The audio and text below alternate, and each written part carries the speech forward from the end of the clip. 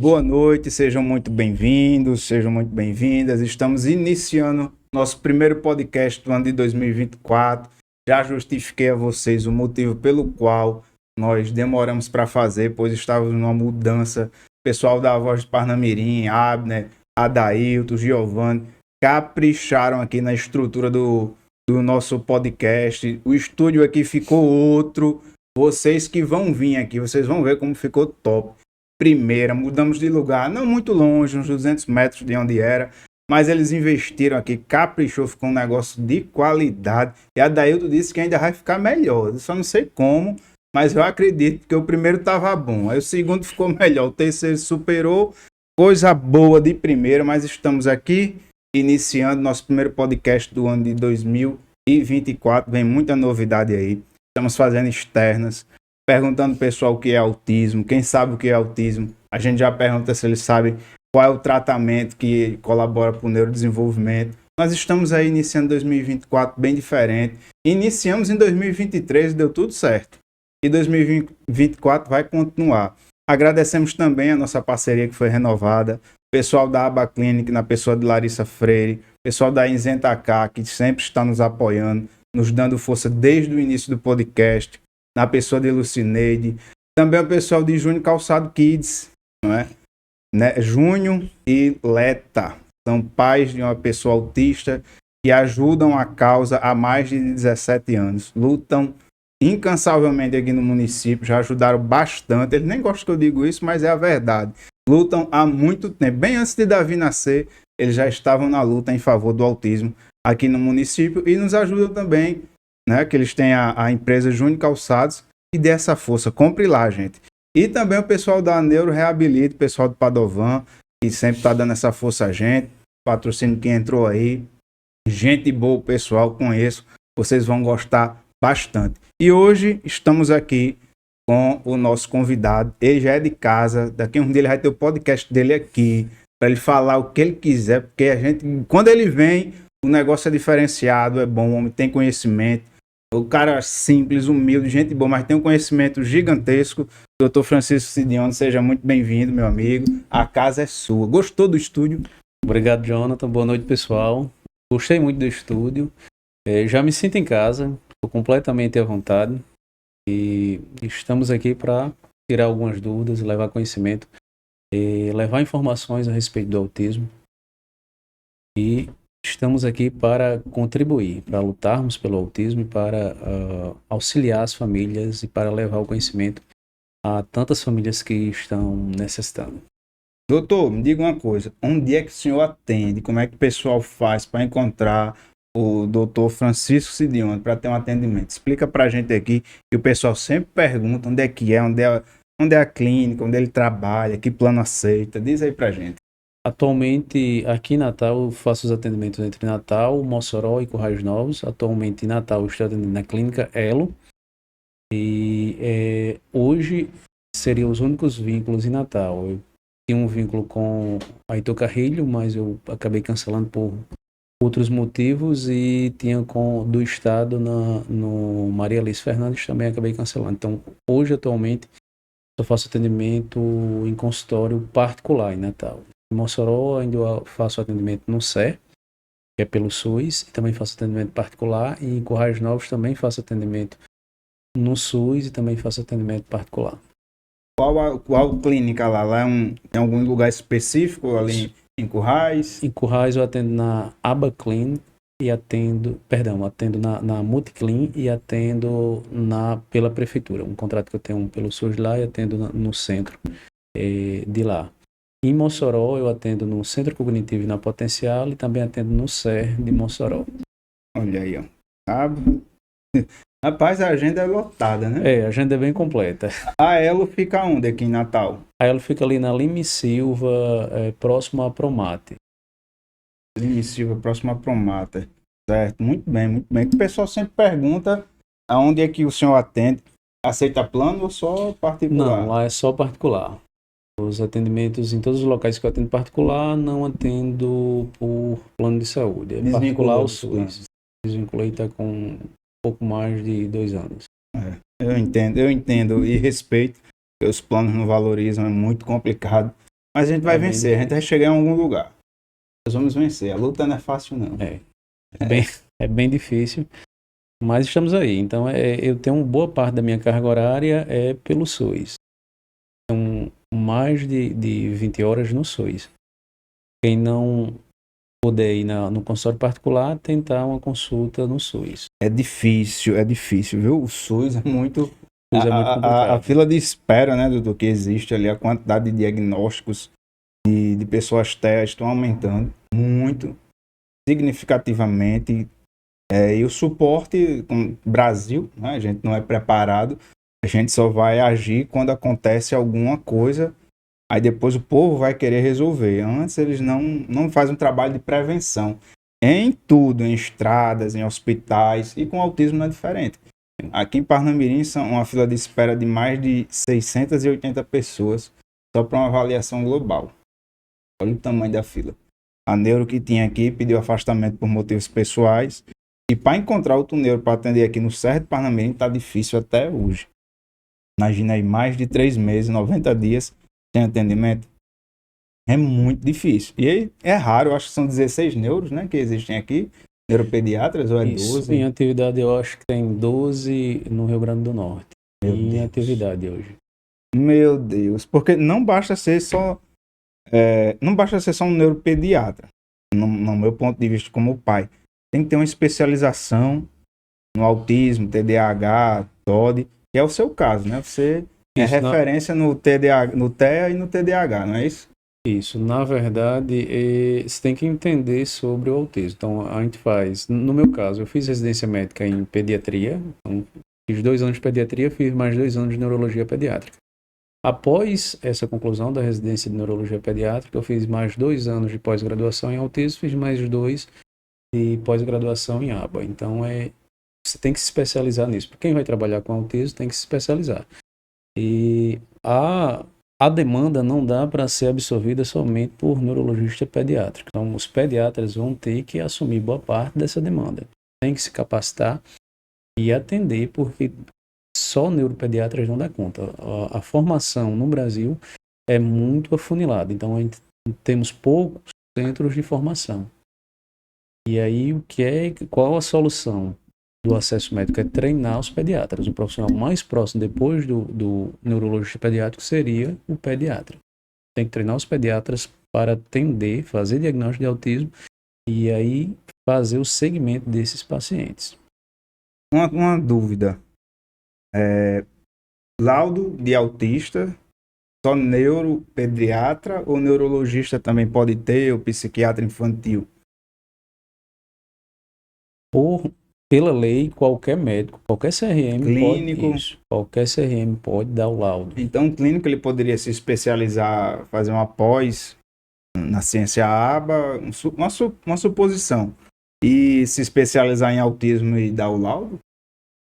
Pode. Um clínico que não fez nem especialização, não existe nenhum impedimento. Não há nada que impeça ele Sem de dar um laudo. especialização também? Sem especialização também pode. Não há nada que na legislação que impeça isso.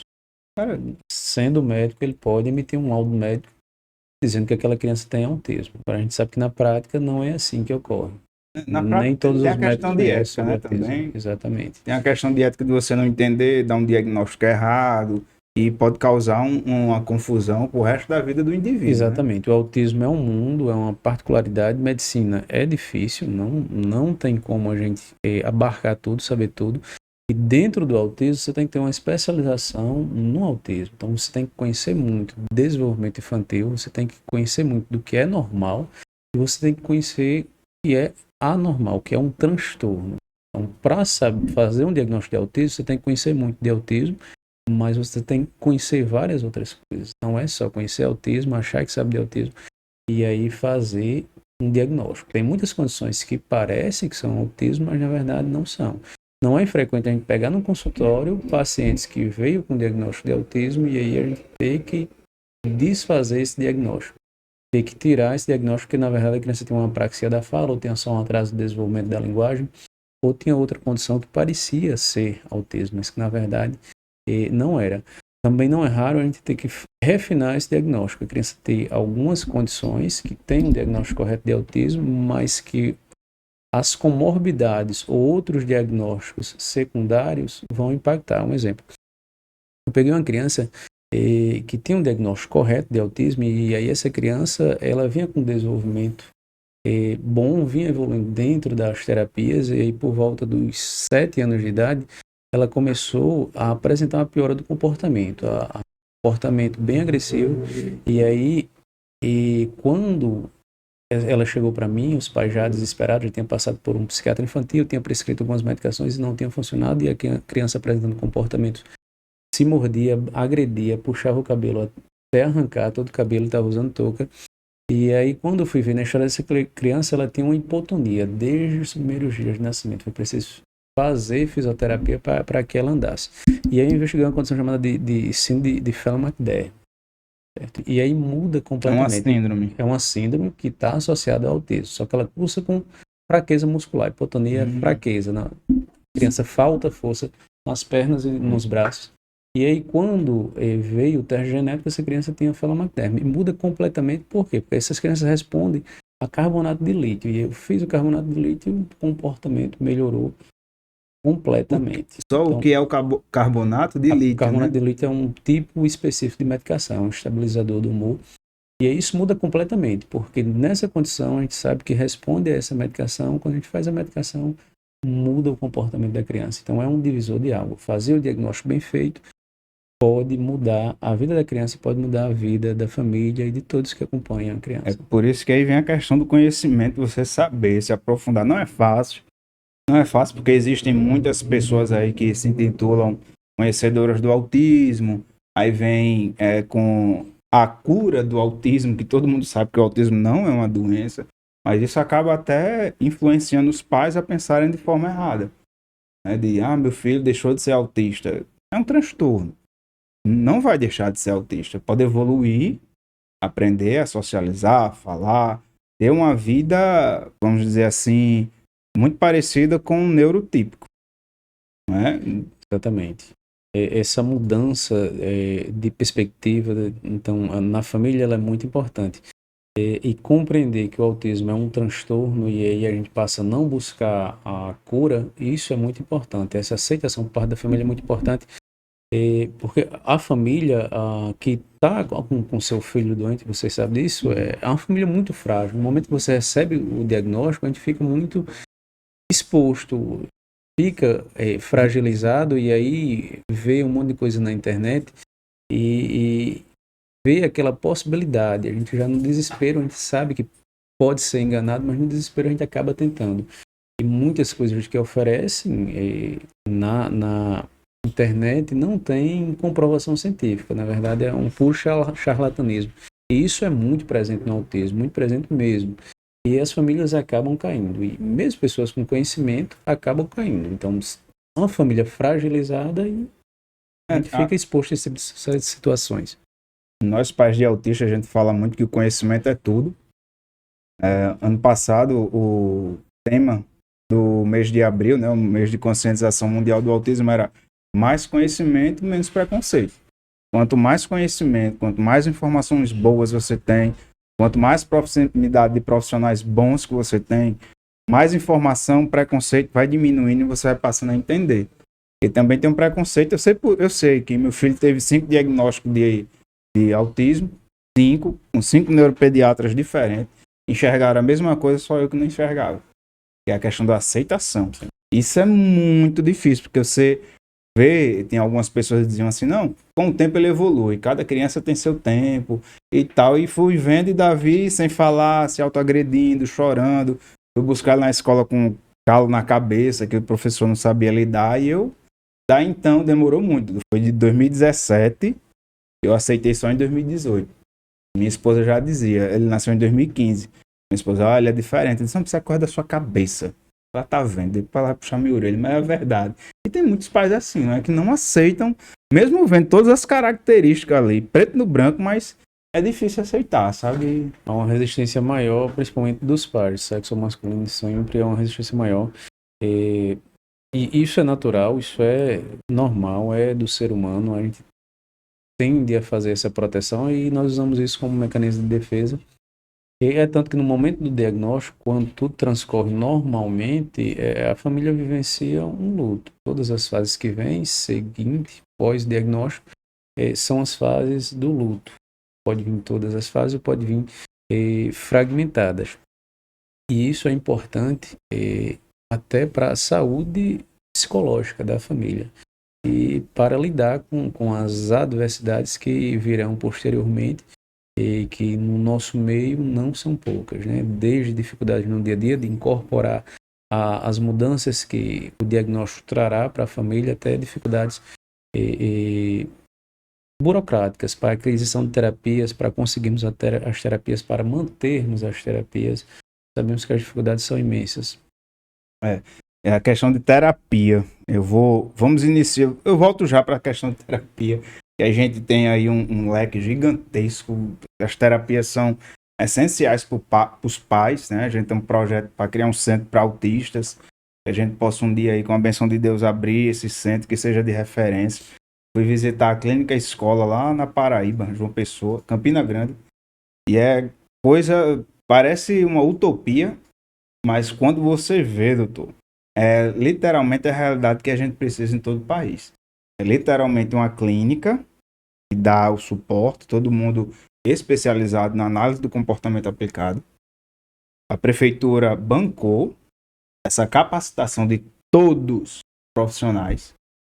E do lado é a escola para pessoas autistas com deficiência intelectual. Só a única divisão que existe é uma parede. Quando eu fui conversar com a diretora de lá, ela disse assim: quando se existe um caso de dificuldade, de não aprendizado, se junta toda a equipe da clínica com a equipe da escola e a gente atende aquele caso. Isso, eu disse, não, isso parece mentira, mas aqui em Campina Grande, na Paraíba, existe isso. E existe, que é até de Berenice Piana, essa ideia da clínica escola, que é algo fascinante, que eu não vou nem me deter, que entra na questão que o pessoal fala, que eu sou a favor da escola, escolas especiais, eu sou 200% a favor. Lá em Brasília existem 12 escolas para pessoas autistas com deficiência intelectual, que depois de passarem um tempo nessas escolas especiais, voltam para a escola regular. Em outras palavras, vão para uma escola especial para eles, com atendimento especializado. Quando eles evoluem, 40% dessas pessoas autistas, elas são inseridas nas escolas regulares, que é a escola onde seu filho estuda. E isso é fascinante. O Brasil deveria abraçar isso que dá certo, mas aí tem gente que diz, não, isso é segregação, isso é exclusão, é não sei o quê. Aí vem as narrativas e ideias boas acabam não chegando aqui no Rio Grande do Norte, que a gente precisa muito disso. Muito, por questão de preconceito. Então, é um modelo bem parecido com o modelo americano, né? E aí, a escola abraçando essas crianças. Na verdade, nos Estados Unidos, o tratamento para o autismo está vinculado a essa parte da educação e uma parte na escola. O que é feito por fora é através de seguros. O seguro quem faz essa cobertura, o seguro saúde deles, né? Eu acho um modelo muito interessante e para o nosso país talvez fosse a solução para que essas crianças tenham acesso à terapia. Porque se nós dependermos desse modelo, está montado no SUS, eu acho que a gente não vai conseguir ofertar nunca as terapias para essas crianças. Né? Eu acredito que esse modelo vinculado à educação seria o mais interessante. E aí sempre tem as discordâncias sobre mais o pessoal ligado à educação, sobre ser segregacionista ou não, mas a gente tem que se pautar em evidência científica, o que dá certo e o que não dá certo. Pegar uma criança nível 3 e colocar ela na escola hoje, se você for colocar no SUS, na escola pública, mesmo que tenha um professor auxiliar, e aí nós sabemos a realidade, nem sempre esse professor auxiliar ele vai receber um treinamento específico, ele vai ter uma formação específica. Eu fico questionamento, isso é inclusão? Né? A criança pouco evolui, pouco aprende, na verdade, na maioria das vezes a criança não tem nem habilidades pré-acadêmicas e não desenvolve porque não tem acesso às terapias. mas boa parte do pessoal que critica acredita que isso seria incluir, tá junto, acha que é inclusão. Mas não é, porque tem vários fatores aí. Um exemplo, meu filho tem hipersensibilidade auditiva. Barulho de moto, carro a diesel, muita gritaria, aquele sinal que existe na escola, ele coloca as mãos no ouvido e daí já começa uma desregulação. Então, tá numa escola que tem isso, que tem gritaria, que é normal, crianças, 8 Sim. anos, 6 anos, é normal. Mas só que para as pessoas autistas não é tão simples assim. Você entender aquele ambiente de barulho, de gritaria, você começa a desregular. E os professores, como você falou, eles não têm ainda a capacitação para lidar com a pessoa autista. Deveria, lá dentro da universidade, começar a explicar o que é autismo, o que é uma desregulação, aprofundar, ser uma matéria para somar, não que venha reprovar, mas que você saia dali da escola, da, enfermagem, qualquer uma área da saúde e da educação deveria ter essa matéria. Ó, vamos falar sobre autismo, TOD, TDAH, vamos falar dos transtornos. E a gente ia ter uma facilidade. Aquele professor já ia chegar na escola consciente do que é. Mas ele sai, aí gasta uma fortuna fazendo os cursos, que são caríssimos, e é muito difícil. Davi nunca teve um auxiliar de sala. Vai ter agora esse ano, com 8 anos. Pois é, não é É nossa muito realidade. complicado, é muito complicado. E esse modelo já existe lá no Rio de Janeiro, da Clínica Escola, com Berenice Piana, né, que é a autora da lei. Ela teve essa ideia e lá existe já boa parte do Brasil. O pessoal vai lá, copia a ideia e traz para cá, com a autorização dela, implanta no município. Em Campina Grande, quando eu soube que tinha ali, fui visitar e é algo, quem sabe a gente traz para cá, não sei, mas vamos lutar, né? Não é fácil, não é fácil. Fazer umas perguntas aqui. Abner, pode jogar aí, por gentileza, as perguntas, por favor. Isso. Tá aqui na tela, ó. Isso. Vamos lá, doutor. Fábia Vale. Quando um pré-adolescente com TDAH precisa de medicação para concentração, acho que é isso, né? E o TDAH é um transtorno do neurodesenvolvimento, é o transtorno do neurodesenvolvimento mais comum, afeta aí algo em torno de 6% da população mundial, é mais prevalente até do que o próprio autismo. E quando que a criança precisa de medicação? Então, suponhamos que essa criança seja um pré-escolar e, na verdade, a gente acaba por medicar crianças com sintomas moderados a graves, mas se essa criança é um pré-escolar e tiver um prejuízo escolar bem estabelecido, essa criança é um pré-escolar que tem dificuldades escolares. O déficit atencional dele já chegou a afetar a aprendizagem. Nesse caso, é uma indicação formal de entrarmos com um antipsicótico. O mais comum é o metilfenidato, é o que nós mais utilizamos. Essa medicação ela é feita 1 ou 2 vezes ao dia, dependendo do tipo de medicação que você está usando.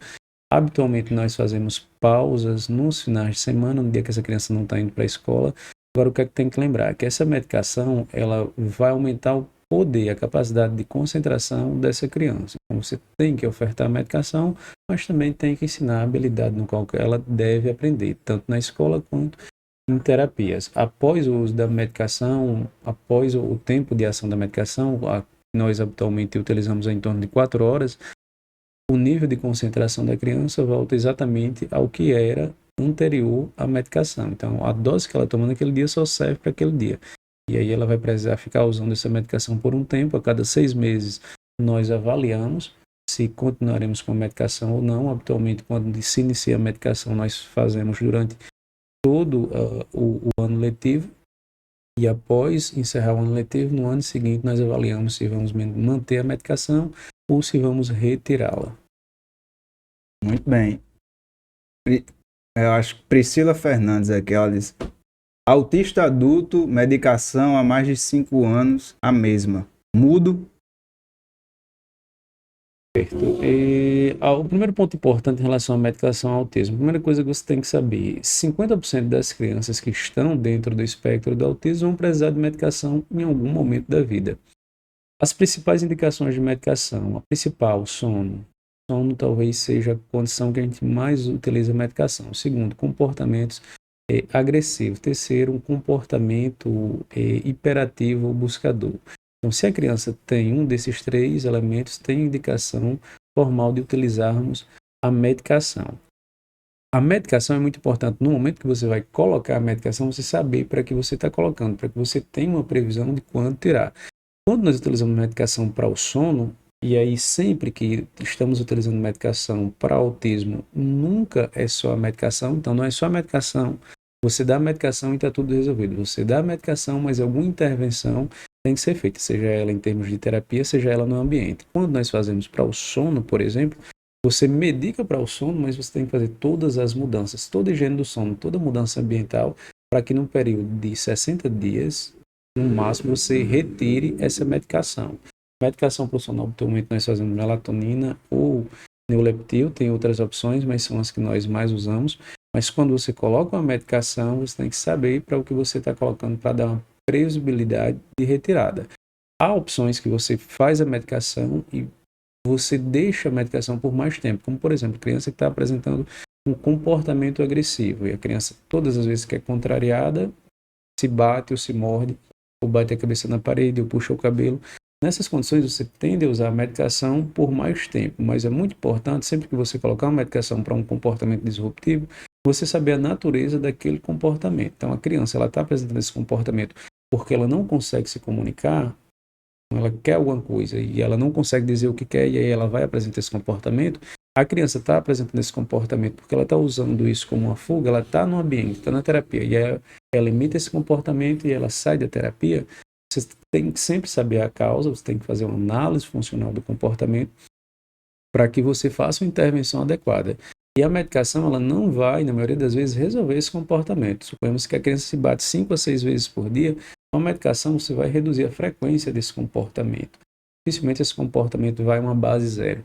E aí você reduz a frequência desse comportamento, a criança que se bater 10 vezes passa a se bater 2 ou 1, e aí você identifica na análise funcional por que essa criança está emitindo esse comportamento, e você faz uma intervenção com o analista do comportamento dela, para sanar a dificuldade que ela apresentava. Se era dificuldade de fala, ela vai ter que melhorar a comunicação dessa criança, seja por uma comunicação alternativa, ou seja, melhorando a sua capacidade de comunicação.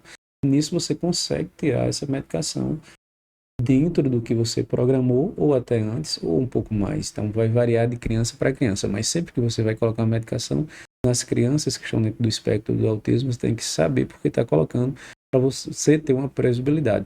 Senão pode acabar acontecendo isso. Não estou dizendo que o caso dela talvez seja outro. Então, suponhamos que essa criança tem uma outra condição, tem uma comorbidade, pode ser que você precise utilizar por mais tempo. Mas a medicação nas crianças com autismo tem que ser usada com cautela, você sempre sabendo por que está colocando.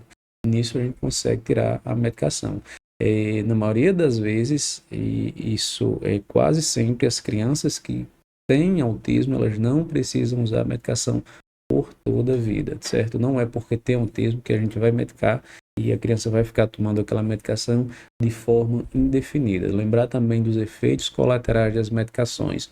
Quase todas as medicações que nós utilizamos a longo prazo, ou seja, por mais de 6 meses de uso, irão apresentar efeitos colaterais. E isso não deve ser negligenciado. Então, as crianças que estão usando a medicação devem aferir pressão arterial, devem ver o peso, deve-se ver alguns exames a depender da medicação, como triglicerídeo, como prolactina. Então, deve ser avaliado caso a caso, mas quase sempre, no período de 12 meses, é para essa criança estar sem a medicação que foi colocada.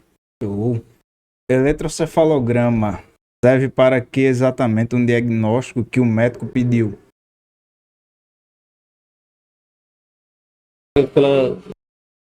Esteja se referindo ao eletroencefalograma que a gente pede quando estamos em processo de investigação. O eletroencefalograma ele serve para se fazer diagnósticos diferenciais. Então, alguns tipos de epilepsia, e aí tem uma condição bem específica chamada síndrome de Landau-Kleffner, ela cursa com uma afasia expressiva. Então, a criança é mais ou menos assim, por volta dos 2 anos de idade, a criança perde a capacidade de falar. Ela não apresenta aquela crise convulsiva típica que a gente vê. que é de conhecimento da população em geral. Ela tem uma dificuldade para falar e ela fica com dificuldade de expressão. Então, sempre que a criança tinha habilidade, perdeu essa habilidade, 30% dos pacientes com autismo apresentam um autismo regressivo, nós acabamos lançando mão desse eletro para afastar essa condição chamada de síndrome de Landau-Kleffner. Certo? É importante frisar que o exame ele deve ter indicação específica. Então, a gente não deve fazer o exame para se pensar no diagnóstico. Você pensa no diagnóstico para poder fazer o exame. Nunca o contrário. Você está ferindo a propedêutica. Então, em medicina, você faz a sua anamnese, seu exame físico, você pensa na condição e você faz o exame para complementar ou afastar aquela condição. Por quê? Em torno de 10 a 20% dos pacientes que estão dentro do espectro do autismo pode vir com esse eletro alterado. Não significa que essa criança tenha epilepsia. A síndrome de Landau-Kleffner vai apresentar uma alteração específica. Se essa criança vir com eletro alterado, mas ela não apresenta nenhum sinal de epilepsia, e essas alterações nada tem a ver com a síndrome de Landau-Kleffner, nada precisa ser feito. Certo? Então é muito frequente a gente pegar no consultório, criança que fez um eletrocefalograma, um eletro V alterado, sugerindo uma epilepsia focal, que nada tem a ver com o contexto da investigação de um atraso de linguagem, e aí o pessoal medicar a criança. Certo? Foi uma inversão completa da investigação, foi um equívoco. Isso não deve ser feito. O eletro alterado não quer dizer que essa criança tenha epilepsia, certo? A criança só vai ter epilepsia se ela tiver a crise. Ele só vai servir, nesse caso, para nós afastarmos Landau-Kleffner. Muito bom, show de bola. Priscila, outra pergunta. Escuto muito, melhorou. Parei de dar o remédio. E aí, doutor? Pergunta. Priscila, ela não está hoje aqui, viu, gente? Ela teve um probleminha, mas próxima segunda ela estará. É mais ou menos, quando eu começo a medicação, eu deixo bem amarrado por que estou colocando, então eu explico exatamente. Olha, a medicação está sendo começada por isso. A gente pode apresentar de efeitos colaterais, são esses. O período que eu vou usar é mais ou menos esse, e aí ele vai melhorar nesse período, mas a gente vai precisar usar mais ou menos 3 meses para poder suspender. Então, isso tem que ficar claro. É a relação médico-paciente. Isso tem que ficar claro com a família, para não acontecer isso. E aí, por exemplo, você começa a medicação para o sono, e aí nos primeiros 15 dias o sono normaliza. O sono da criança fica perfeito, e aí a família vai e tira. Só que as medidas ambientais não foram feitas ainda. E o organismo da gente, de uma forma geral, ele leva em torno de 60 dias para se adaptar a uma rotina. Por isso nós utilizamos aproximadamente por 2 meses. E aí você tira a medicação antes, você perde todo o trabalho anterior e vai ter que começar do zero. Então, isso é relação médico-paciente. Você tem que sentar com os pais, conversar, colocar tudo para eles de forma clara, de forma que todos entendam, para não acontecer isso. Tá certo? Olha aí, Priscila, pega aí essa aula. Pega essa aula aí, a gente vai alugar o homem, viu? A gente vai botar uns policiais para ele não sair aqui. Vai ser 2 horas de podcast. Carmen, ela pergunta, acho que é uma pergunta. 6 anos, TEA, apraxia da fala, não usa medicamentos, vida social normal, não tem superfoco, só atraso intelectual. Acho que são poucos. Essa questão do atraso intelectual e da apraxia da fala, como é que alguém chega a essa conclusão? Me surgiu até uma dúvida aqui. O atraso intelectual pode ser o atraso do desenvolvimento intelectual da pessoa. Né? Mas só que a apraxia da fala dificulta essa comunicação. Então, como chegar a esse entendimento? Isso ainda mais não usa medicamento, vida social normal. Interessante, Carmen. Isso. Eu acredito que tem algumas dificuldades. Por exemplo, a apraxia da fala é uma dificuldade motora da fala. É uma dificuldade, na verdade, em articular o comando que o cérebro está mandando para os órgãos articuladores e sair aquilo que ela quer. Então, no momento que eu estou falando, o meu cérebro está enviando a mensagem para o aparelho fonador, e aí os músculos estão todos fazendo a contração milimetricamente, fazendo com que esse ar saia dos meus pulmões, passe nas cordas vocais, faça a vibração, e ela passe na caixa de ressonância e saia minha voz. A apraxia da fala é justamente essa dificuldade em coordenar. Então, a apraxia quase sempre não está relacionada só à fala. Se você tem uma apraxia, você também vai ter outras dificuldades, quase sempre motoras. Então, se esse paciente tem apraxia, deve-se avaliar toda a questão da motricidade para ver se não tem outras dificuldades. E muito provavelmente terá. Na parte de socialização, essa criança ela pode ter alguma dificuldade por se fazer entender. E isso pode dar alguma dificuldade de socialização para ela, porque a expressão dela vai estar comprometida, mas a recepção, o entendimento dela é para estar todo perfeito. E aí, no caso, ele diz que tem um atraso intelectual. Então, se ela tem uma apraxia de fala e um atraso intelectual, é muito, mas muito provável que essa criança também tenha alguma dificuldade de socialização. É por isso que eu achei um pouco vida social normal. Isso, eu Bate, as acredito que ela informações tenha ficam, querido né? dizer algo próximo de independente, né? Daquilo que uma criança de 6 anos faria. Mas é algo que deve ser investigado. Se existe esse atraso intelectual, a apraxia da fala, um dos principais diagnósticos diferenciais é realmente o autismo, certo? E o atraso de desenvolvimento de linguagem. Mas é algo que a gente deve investigar. O uso de medicação nem sempre, quase sempre não é utilizado medicação. Se for uma apraxia pura, é muita fono e tem algumas técnicas como REST Prompt que ajuda no desenvolvimento dessa criança. Só uma curiosidade é que é uma das condições que a gente mais utiliza fono. A carga horária de fono geralmente é muito alta para crianças com apraxia da fala. É algo próximo de 5 a 6 vezes por semana ou mais. Perfeito. Próxima caixinha de pergunta, Abner. Por favor, tá aqui. Como eu faço para saber se minha filha tem TDAH? E aproveitando, meu filho está sofrendo bullying de outras crianças. O que posso fazer? Posso responder, não sei se... Mas eu fico com o doutor que ele é mais polido que eu. Certo. Então, como eu faço para saber se minha filha tem TDAH? E a primeira coisa é levá-la a um profissional. Então, sempre que você for para uma consulta com um neurologista, ou com um pediatra, ou com um psiquiatra infantil, leve o máximo de informações possível. O TDAH é uma condição que exigirá que essa criança apresente um comportamento hiperativo, impulsivo, em mais de um ambiente. Então, é sempre importante levar informações, por exemplo, da escola. Leve um relatório escolar, pergunte aos professores como é o comportamento dessa criança na escola e veja como que é o comportamento dela em casa, e para que o médico possa avaliá-la corretamente. Então, o TDAH é um transtorno do neurodesenvolvimento em que não é necessário fazer um exame. O diagnóstico ele é tão somente clínico, é pela observação do comportamento dessa criança, pelo relato dos pais em casa, pelo relato dos professores, pela observação dessa criança em consultório. Não necessitará, na maioria das vezes, de exames complementares. E são 3 tipos de TDAH, tô certo, doutor? De apresentações. De apresentações, né? Do impulsivo, aí o desatento e o combinado, né? Aí meu filho está sofrendo bullying de outras crianças, o que posso fazer? Verônica, deixa eu...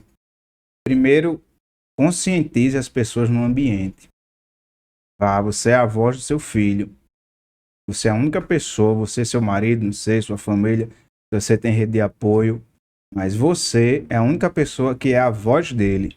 Ninguém vai poder fazer qualquer coisa a não ser você, pai e mãe, ou a rede de apoio. Se for na escola, converse com a professora, com o diretor. Se for, não sei, na igreja, qualquer ambiente, vá conversar com os pais, marque uma reunião. E se não der certo, com todo respeito, vá à delegacia e preste um boletim de ocorrência.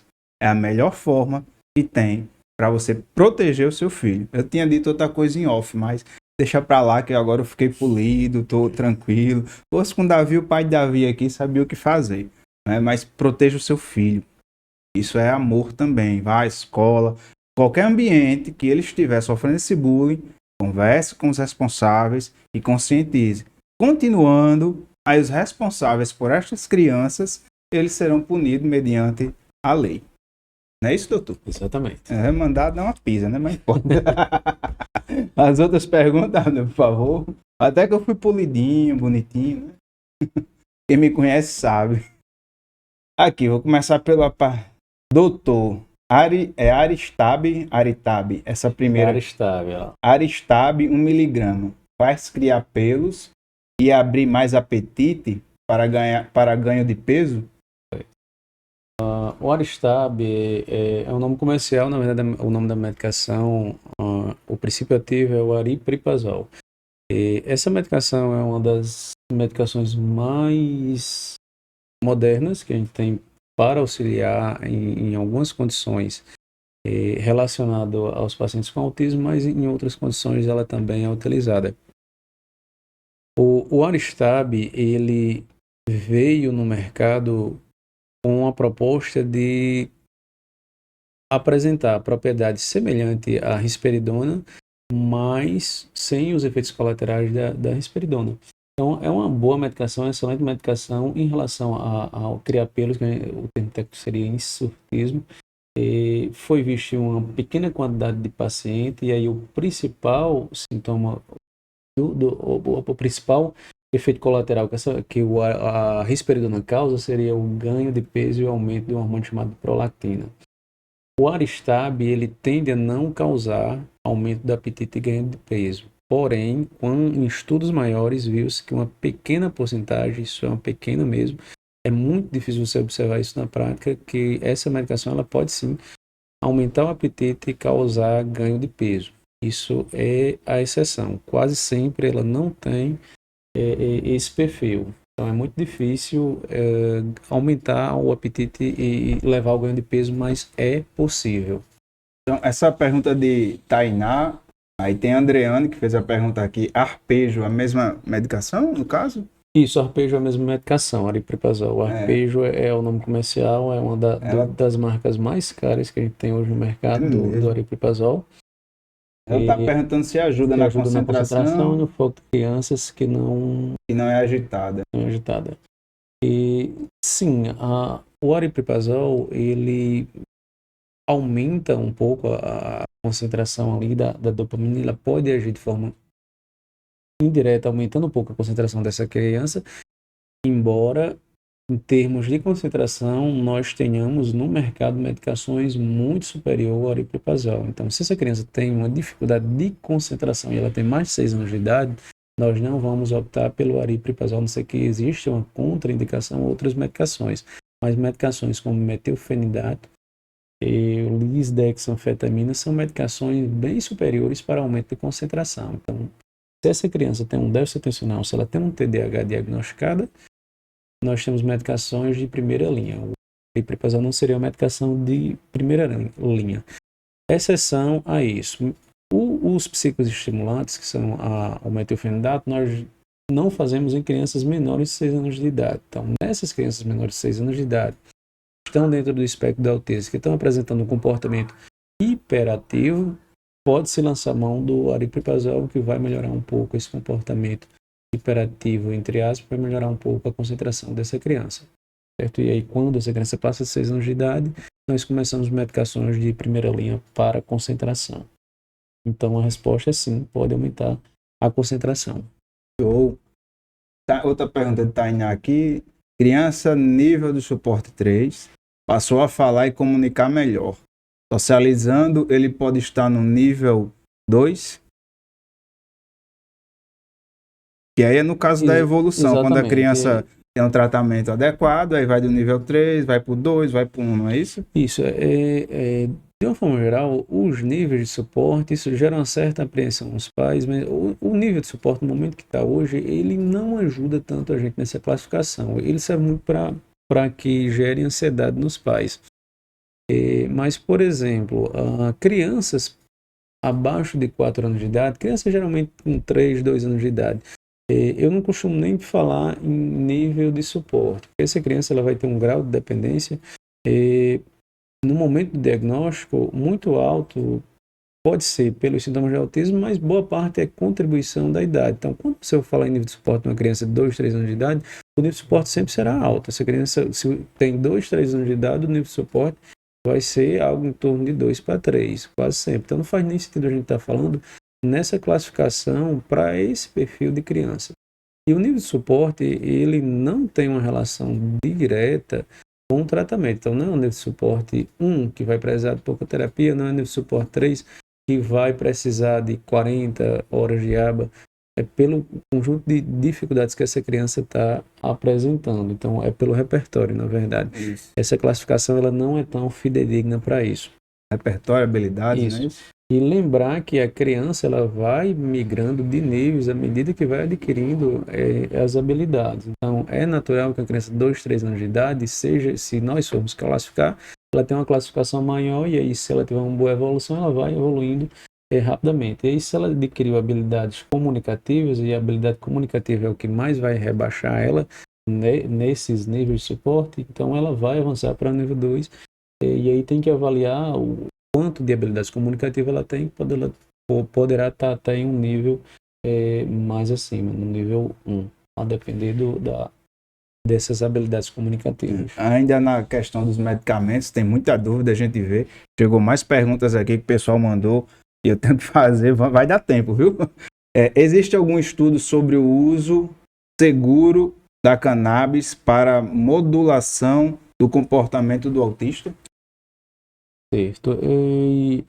Não ficou bem amarrado a palavra modulação do comportamento do Acho que é regulação, né? Melhorar ali. Quando se entra no estudo, a gente tem que fica bem definido. Então, os estudos para cannabis, aí a gente tem muito estudo com conflitos. Tem muitos estudos com conflitos de interesse, tem muitos estudos bons. E, do ponto de vista científico, hoje, de evidência científica, o cannabis é uma medicação segura, então isso não há dúvidas que o cannabis é uma medicação segura. Porém, para utilizarmos no autismo, os estudos mostram que tem algum efeito para comportamento agressivo. O cannabis ele pode ser utilizado para comportamento agressivo, mas é uma evidência inferior às medicações que nós já temos. Por exemplo, um aripiprazol e um risperidona será uma medicação que nós vamos preferir iniciar ao cannabis. Então, a gente só vai utilizar o canabidiol se essas medicações não estiverem funcionando. Atualmente, nós só utilizamos na prática quando nada mais deu certo. E aí nós lançamos mão do canabidiol, porém a resposta não é tão boa quanto a expectativa que a população geral tem em relação ao canabidiol. Muito bom. Isso daqui essa pergunta de Renata é bem interessante numa fala que você fez sobre a questão da medicação, que eu entendi que quando a criança tem um tratamento adequado, e ela colabora, bons profissionais, ela vai evoluindo e as medicações vão diminuindo, não é isso? Sim. Que ela faz a pergunta aqui, a importância do tratamento correto para a evolução. Certo. Vamos lá. Então, o que é importante para a criança ter uma boa evolução? Vou começar dessa forma e aí a gente coloca o tratamento dentro disso. Então, o que é que vai decidir se essa criança vai evoluir bem ou não? Você pegou uma criança e fez um diagnóstico precoce, antes dos 3 anos de idade, e aí ela começou a intervenção precoce. Diagnóstico precoce e intervenção precoce está relacionado a uma boa evolução dessa criança. E aí você tem que ver o outro elemento, que é fidedignidade. Então, o quanto que os profissionais que vão trabalhar com essa criança vão estar fidedignos aos estudos científicos, vão estar fidedignos à ciência, em reproduzir aquilo que os estudos mostram que dão certo, então, a qualidade da terapia. Se você tem um diagnóstico precoce, uma intervenção precoce, e você está fazendo terapia de qualidade, a chance de sucesso dessa criança é muito alta. E aí só há uma exceção. Se essa criança não está evoluindo, é porque ela tem um perfil genético que leva a uma evolução não favorável. Se foi feita intervenção precoce, diagnóstico precoce e de qualidade, a única forma dela não evoluir bem é se ela tiver um perfil genético não favorável à evolução. E quais são esses perfis genéticos? A gente tem uma série de genes que estão relacionados à evolução desfavorável, como genes que estão relacionados, por exemplo, ao déficit intelectual. Nós sabemos que o tratamento efetivo para autismo é terapia. E o que é que a gente faz na terapia? Nós ensinamos a criança aquilo que ela não está sabendo fazer, a habilidade no qual ela não está conseguindo adquirir. O tratamento consiste em basicamente disso, de ensinar. O programa é um programa de ensino. Por isso que ele é intensivo, por isso que ele é todos os dias, quase um turno por dia, ocupando toda a semana dessa criança, porque é um programa de ensino. Você vai ensinar habilidades para aquela criança, e a gente não ensina uma vez por semana, uma vez a cada 15 dias ou uma vez por mês. Se você vai colocar uma criança para aprender na escola, se você coloca para ser alfabetizada, você vai colocar todos os dias, segunda, sexta, 4 horas por dia. Então, se você vai ensinar uma habilidade a qual a criança não está sabendo, você vai ter que fazer uma intervenção intensiva, salvo raras exceções. Então, para essa criança ter uma boa evolução, ela vai precisar ter diagnóstico precoce, intervenção precoce, terapia de qualidade, e aí ela vai depender do acaso, que a gente chama de sorte, de ter um perfil genético e ter uma boa evolução. Eu fico assim, viajando, você fala, minha mente acelera, porque eu sei a importância do tratamento qualificado. Quanto mais terapias os nossos filhos tiverem, a intensidade, a qualificação dos profissionais, isso vai colaborar para a evolução e as medicações vão diminuindo. É assim que funciona. Exatamente. Quanto mais terapia qualificada, ali, se não fala um fono, a comunicação alternativa, como o doutor falou, que é o que? PECs, POD, são meios de alternativas, né, de comunicação da pessoa autista através de figura. Ele não fala, mas pode apontar. Isso também é uma forma de comunicação. E isso, quem faz isso? O profissional qualificado. E vai ajudando. Aí vem umas técnicas de você apontar, perguntar. É muito interessante, mas isso só é bom quando tem um profissional qualificado. Vai evoluindo. Quando ele vai evoluindo, vai diminuindo as medicações, e isso é bom. Muito bom. Teve muita gente que mandou pergunta aqui. O professor deu uma aula aqui, deu um show aqui, que ainda eu estou viajando no que ele falou aqui, mas tem como jogar aqui a pergunta sobre medicação também, aproveitando, por gentileza. Tá aqui. O pessoal mandou pelo WhatsApp, por isso que eu estava vendo aqui. Tem previsão para a chegada do remédio para TDAH? Tamoxitina, né? Tamoxitina. Então, vamos lá. A tamoxitina está sendo colocada aí no mercado, e a propaganda é a indústria em ação como uma nova medicação para o TDAH. Essa medicação ela já foi aprovada no Brasil, já foi feito uso, acho que 2014 a 2016, foi parada a importação dela e ela volta novamente agora com forte marketing como fosse uma novidade. É uma velha conhecida da gente.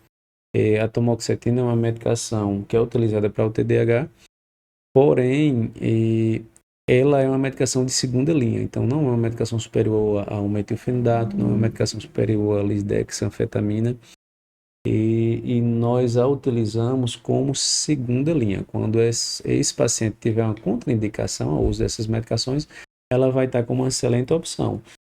Um adendo é que essa medicação, na verdade, quando ela foi produzida, quando ela foi descoberta, foi uma medicação que foi utilizada como um antidepressivo. Então tem dopamina nela que dá uma estimulada? Não, na verdade, ela bloqueia, na verdade, ela aumenta a concentração de noradrenalina. E aí ela é um inibidor da recaptação de noradrenalina.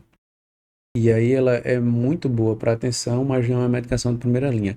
Porém, por ter algumas propriedades e antidepressivas, é uma medicação em que as crianças que apresentam ansiedade e TDAH, que é frequente, para monoterapia, para começar com uma medicação, ela é uma opção interessante. Então, quando você faz um diagnóstico de TDAH e a criança tem ansiedade, você não começa de cara o metilfenidato, porque o metilfenidato ele piora a ansiedade. E aí você tem que tratar a ansiedade, depois você entra com o metilfenidato. Nesse caso, essa medicação é uma excelente opção para nós começarmos a tratar a ansiedade dessa criança e para melhorarmos a atenção. Então, seria a opção, mas não é uma novidade. Isso é uma medicação antiga que está sendo liberada agora no Brasil, que está sendo importada, mas não é algo novo. A próxima, só para responder, viu? Porque eu não tenho. Aqui eu tenho que perguntar. Essa daqui foi uma pessoa que mandou, né? Sabemos que a criança que toma risperidona por longo prazo, o hormônio da prolactina dá alteração. Sei. Quais os cuidados que devemos ter e quais os efeitos dessa alteração? Aproveitando a segunda pergunta, ou quer responder logo a primeira? A segunda é: A criança as crianças TEAs geralmente têm deficiência de algumas vitaminas e enzimas digestivas. Na sua opinião, quais as principais vitaminas devemos suplementar nossas crianças? Eu vou começar com a última, que tem muito E charlatanismo. olha o horário, eu não vou nem mandar, nem vou olhar o WhatsApp, mas vou mandar um monte, a gente não sai daqui Tem muito hoje. charlatanismo envolvido nessa segunda opção, nessa segunda pergunta. Então, assim, gente. A primeira é a questão do hormônio, né? Que quem toma muito tempo risperidona, aí pode ter uma alteração da prolactina, não é isso? Quais os cuidados que devemos ter? O primeiro, então, se essa criança está tomando risperidona, os efeitos colaterais mais comuns são aumento da prolactina e aumento do apetite, levando a ganho de peso. Então, frequentemente tem que aferir pressão arterial, ver o ganho de peso dessa criança, pesar a criança todos os meses para ver o quanto que está esse ganho de peso. E aí, pelo menos a cada 6 meses, dosar triglicerídeo, glicose, colesterol e a prolactina dessa criança. Quando a prolactina está muito alta, a gente pode diminuir a dose da risperidona ou trocar essa risperidona por outra medicação, se ainda houver indicação de continuar com a medicação. Então, o que é que você deve ter? Cuidado em ver o peso da sua criança, ver pressão arterial, ver os hormônios se estão aumentando, fazer exames periodicamente. Esses exames periódicos de quantos meses? 3 em 3? 6 meses. 6 em meses. 6 em 6 meses. E a outra é sobre as crianças, né, as vitaminas para suplementar as crianças, né? Certo. Vamos lá, em relação a isso, é sempre um tema polêmico, é um tema que abre brechas para charlatanismo. Nenhuma vitamina deve ser suplementada se não houver deficiência. Vou repetir. Nenhuma vitamina deve ser suplementada se não houver deficiência. Então, aqueles kits com vitaminas, com polivitaminos, para criança que tem autismo, que tem uma seletividade alimentar, não existe nenhuma evidência científica até os dias de hoje que sustente essa suplementação. Certo? Então, se não houver uma deficiência das vitaminas, não deve ser feito a suplementação. E aí você deve dosar. Se a criança tem uma seletividade alimentar importante, deve-se monitorar, avaliar a nutrição, o estado nutricional dessa criança e fazer exames periodicamente para a gente ver se há uma carência. Se houver carência de vitamina, deve ser feita a suplementação daquela vitamina que está em deficiência. Pessoal, hoje a gente está tendo uma aula aqui. Graças a Deus, eu não estou falando quase nada. Tomando aqui, por mim a gente passaria muito tempo, mas o horário está chegando já. Nem todas as perguntas que vocês estão me mandando eu vou poder passar para ele, né? Não tem como, é impossível, senão a gente ficaria aqui uma noite toda, porque o cara tá dando literalmente uma aula, não é isso, Natan? Não é isso, Abner? O cara tá aqui, rapaz, coisa... É por isso que é a importância de ter um profissional qualificado, porque nem todos os profissionais, gente, sabem disso. É uma realidade. E aqueles profissionais que têm tempo se qualificam, você chega lá. É qualificação. Tem uma pergunta aqui também, vou fazer que essa mãe, não, ela me ameaçou, brincadeira. Ela está dizendo aqui, por gentileza, quando conversar com ele, pergunte sobre a apneia do sono. Ela descreveu aqui como o filho dela está, não sei se o senhor pode responder ou perguntar aos universitários. Ela está dizendo que o filho dela tem 8 anos, está com roncos muito altos, puxando o ar devido à dificuldade para respirar, se mexendo direto, dormindo com os olhos abertos e parando a respiração por segundos.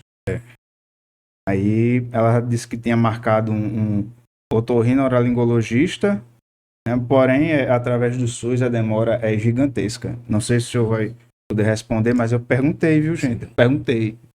O distúrbio do sono está presente em algo em torno de 80% a 84% das crianças com autismo. Então, o distúrbio do sono é muito frequente nas crianças com autismo, e aí a criança com 7 a 8 anos de idade que está roncando, isso denota algum grau de obstrução de vias aéreas. Então, a primeira coisa que deve ser investigada é fazer um raio-x de cavo. O otorrino provavelmente vai fazer isso. e fazer a investigação de como que está a via aérea superior dessa criança, mas para o diagnóstico de apneia do sono, o que se faz é uma polissonografia. Então, durante o sono, a gente vai avaliar o grau de apneia para decidirmos se vamos tratar ou não. Se ele está roncando, a criança de 8 anos de idade, tem que ver se tem obesidade associada, que é muito frequente, obesidade, o autismo e o uso de medicação, e fazer o diagnóstico correto da apneia obstrutiva do sono para que possa se fazer o tratamento adequado. O exame padrão ouro para esse diagnóstico seria a polissonografia. Mas tem que se avaliar caso a caso, pode não ser uma apneia do sono, pode ser uma hipertrofia de amígdalas ou condição. Rapaz, as perguntas aqui, gente, olha, mais uma vez, vocês estão mandando, tô respondendo aqui, não vai dar para fazer todas, né? A gente já tá chegando no finalzinho. Foi muito bom demais aqui. Qualquer dia a gente aluga ele aqui por meio-dia. Fazer um podcast aqui de 6 horas com café, almoço, janta, alimentação, fruta, porque é muita coisa, doutor, que tem para se falar. A gente Sim. não. Já é a terceira vez, se prepare que vem mais, viu? Nem se preocupe, 2024 começou agora, só ver sua agenda que é cheia. Estamos com as portas abertas para o senhor aqui. O pessoal gosta demais. Elogia aqui muito, muito. Muito elogio, melhor neuro, melhor médico que tem. É só elogio. Toda vida que o senhor vê, desde a primeira vez, é só elogio. Muito, muito. Eu sou até suspeito em falar, né? Larissa tá mandando aqui um abraço. O melhor neuro que tem. É muito bom ter o senhor aqui. Nessa simplicidade, nessa humildade. É difícil trazer um neuro, mas o senhor nunca disse um não pra gente. Vou fazer a última pergunta aqui de Elaíse. A prolactina, não entendi, mas vamos lá. A prolactina do meu deu 882, ele emagreceu. Já com a Aristab, eu acho que foi na hora que a gente estava falando sobre né? Já com a Aristab, em 3 meses aumentou 7 quilos. Você até falou sobre... Né? Provavelmente deu 82, 800 e pouco, é muito alto. Fluoxetina. Fluoxetina, isso. A fluoxetina é um antidepressivo. A gente utiliza com muita frequência para crianças com espectro do autismo, mas para o tratamento de ansiedade. É uma medicação que eu particularmente gosto de usar, é uma medicação que a gente tem bons resultados, fluoxetina e sertralina, sempre para crianças acima de 6 anos de idade. E que quase sempre, quando a gente coloca essas medicações em crianças abaixo de 12 anos, ela é associada a outra medicação. Mas a medicação pode ser utilizada em monoterapia que a gente tem uma boa resposta. Então, é um tratamento para ansiedade. Então, a questão do Aristab, no caso que você falou, tem crianças que dão, a criança dela ganhou 7 quilos, né? A prolactina 882. Explica aí pra gente que é um exame de sangue, né? Tá. Isso, a prolactina é um hormônio produzido numa glândula no meio do cérebro. E aí, quando a gente dá essa medicação, ela age muito próximo do local de produção e liberação dessa glândula. E quando a dose é muito alta ou por tempo prolongado, acaba atrapalhando o funcionamento dessa região e acaba aumentando esse hormônio. A risperidona aumenta muito porque ele não é tão seletivo quanto o aripiprazol. O aripiprazol tende a agir mais localmente e a não fazer esse aumento, mas vai variar de indivíduo para indivíduo. Então, se ele teve um aumento considerado com prolactina, da prolactina com risperidona, a chance de ter um aumento com aripiprazol é até um pouco maior, certo? Embora o aumento da prolactina com aripiprazol é algo que na prática clínica a gente vê muito pouco e os estudos mostram que isso acontece em uma fração diminuída de pacientes. Então, a chance de a prolactina aumentar com aripiprazol é muito, mas muito inferior à da risperidona. Muito bom, show de bola. 1 horinha já, né? Isso, Abner, de podcast? 1 horinha? Ou ainda temos mais uns 30 minutos? Chega ali. Gente, olha, conhecimento aqui gratuito, uma aula para vocês aí hoje. Mais uma aula. Já são 3, já estamos no terceiro volume dessa aula. Tiram umas dúvidas, tem muito conhecimento para se passar aqui, é muito bom. Muito bom mesmo. Mais uma vez, obrigado pela humildade, essa pessoa que o senhor é de estar aqui, esse podcast simples, né? Mas é de muito conhecimento. A maioria do nosso público são pessoas do SUS, são pessoas que estão na fila de espera do SE, são mães com depressão, ansiedade, é aquela realidade que o senhor entende que lá em Mossoró não é muito diferente daqui. É muito complicado, ainda bem que Mossoró tem um neuro como o senhor. Quer vir aqui para Parnamirim? Aqui para Parnamirim tem vaga, tem a associação dos autistas, seria uma honra ter o senhor lá, mas a gente entende que sua agenda é grande, mas se todos os neuros fossem assim, as coisas seriam bem diferentes. Me assusta só saber que existem 12 neuros ou 12 neuropediatras aqui no Rio Grande do Norte. É aproximadamente isso. Eu não tenho um número ao certo, mas em atividade é mais ou menos. É muito pouco. Psiquiatra infantil, muito pouco. Os diagnósticos aumentando, então fica muito difícil. A agenda para conseguir é muito difícil, é muito complicado. A realidade não é fácil, mas obrigado. Faça suas considerações finais aí pra gente. Obrigado, pessoal que está aqui no YouTube. Obrigado pelas perguntas. Não vou conseguir fazer todos. Vamos deixar para outro momento, tá bom? Quando o doutor disser assim, eu estou livre dia tal, a gente já traz ele para cá, tá certo? Pode ser que no próximo tenha um cafezinho, um negocinho diferente, né, Priscila? Priscila que melhoras aí, Priscila. Fez um canal, mas acredito que segunda-feira ela estará aqui conosco, tá bom? Tudo numa boa, mas suas considerações finais, por gentileza, doutor. É sempre um prazer estar aqui na Autoestando. Estou sempre à disposição. Minha agenda é um pouco corrida, mas avisando com pelo menos 2 meses de antecedência eu consigo organizar. E é isso, gente. Estamos para contribuir, para ajudar, e aí nós vamos em frente, vamos lutar pela causa. E se quiser, já em março, o senhor é só dizer a segunda, viu? A gente dá prioridade aqui para o senhor, para a gente fazer. E é muita coisa boa, muito conhecimento. Agradecer também a vocês, mais uma vez, aos patrocinadores, o pessoal da Aba Clinic, Isentacar, Júnior Calçado Kids, Júnior Calçados, que são duas, Júnior Calçados e Júnior Calçado Kids. Agradecer também ao pessoal do NeuroReabilite, viu? Que Deus abençoe a vida de vocês. Em 2024 o lucro de vocês sejam 10 vezes mais. Só porque está abençoando aqui e a gente está levando conhecimento aí pro pessoal que não tem muito. Isso é muito importante. Tá? Tenham uma ótima semana. Deus abençoe a vida de vocês. Sim, Abner? Pode falar, Abner. A Isentacar, falei Isentacar, rapaz. Se você quiser comprar um carro com até 30% de desconto, procure o pessoal da Isentacar. Eles vão dar o caminho bem direitinho para você comprar. Não é só para PCD. Algumas doenças também. Você pode comprar um carro com até 30% de isenção. E não é só à vista. Parcelado também. Muito obrigado. Obrigado, doutor Francisco. Que Deus abençoe sua vida, sua família. Deus abençoe aí seu trabalho. É incrível. Ajuda muitas pessoas. Estamos juntos aí em favor dos PCDs, do autismo. Segue nossas redes sociais. Compartilha aqui que hoje foi top, viu? 2024 já começou com o pé direito. Tchau.